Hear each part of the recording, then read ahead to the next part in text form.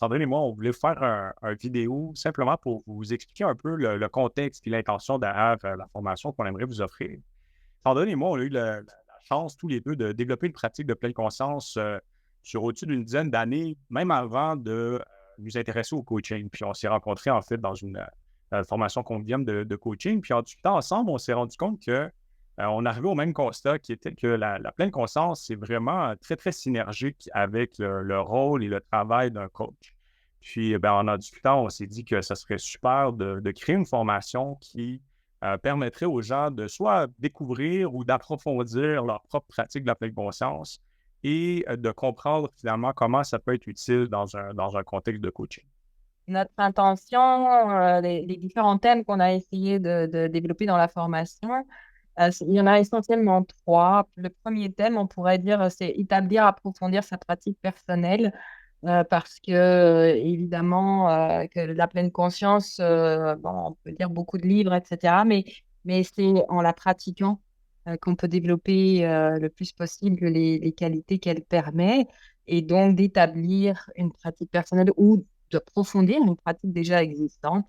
C'est notre première intention du début de cette formation.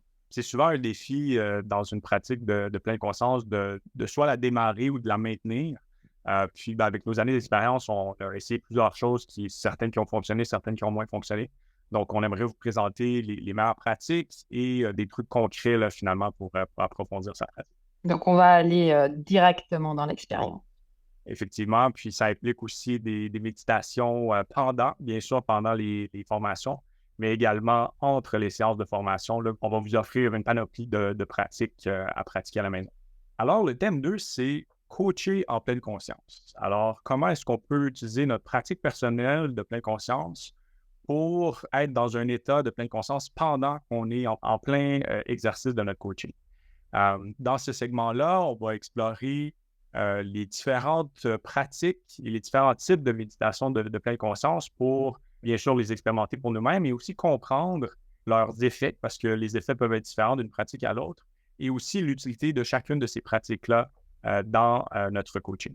Oui, tout à fait. Et tout en restant dans l'expérience de ce lien entre la pratique formelle, on peut dire, de méditation et la vie réelle et la pratique du coaching, on va aussi pointer un petit peu plus dans cette partie-là sur un aspect de neurosciences, on peut dire, à savoir comment ça se passe, comment ça fonctionne finalement, cette pratique méditative. Et aussi le lien entre différentes théories du coaching existantes et les liens, parfois subtils, parfois très évidents, avec la pratique méditative.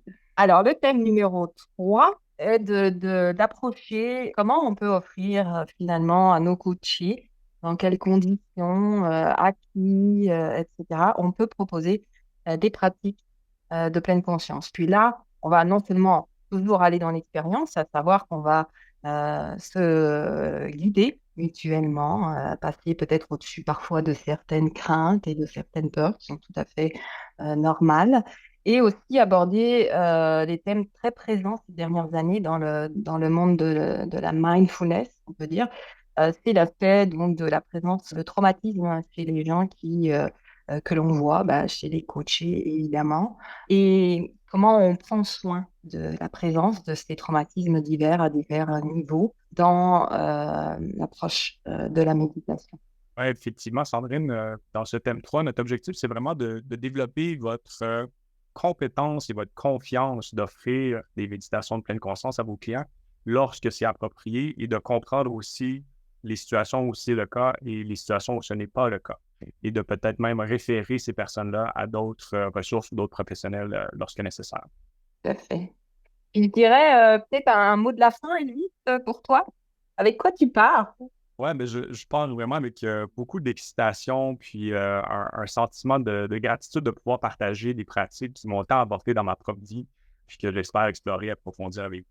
Ben moi, le mot de la fin, c'est vraiment carrément aussi le plaisir de partager à la fois des choses qui sont très utiles dans des moments parfois intenses de la vie, hein, clairement, c'est probablement ton expérience, Elise, la mienne aussi, et en même temps aussi tout ça peut-être avec un peu de légèreté et de l'humour.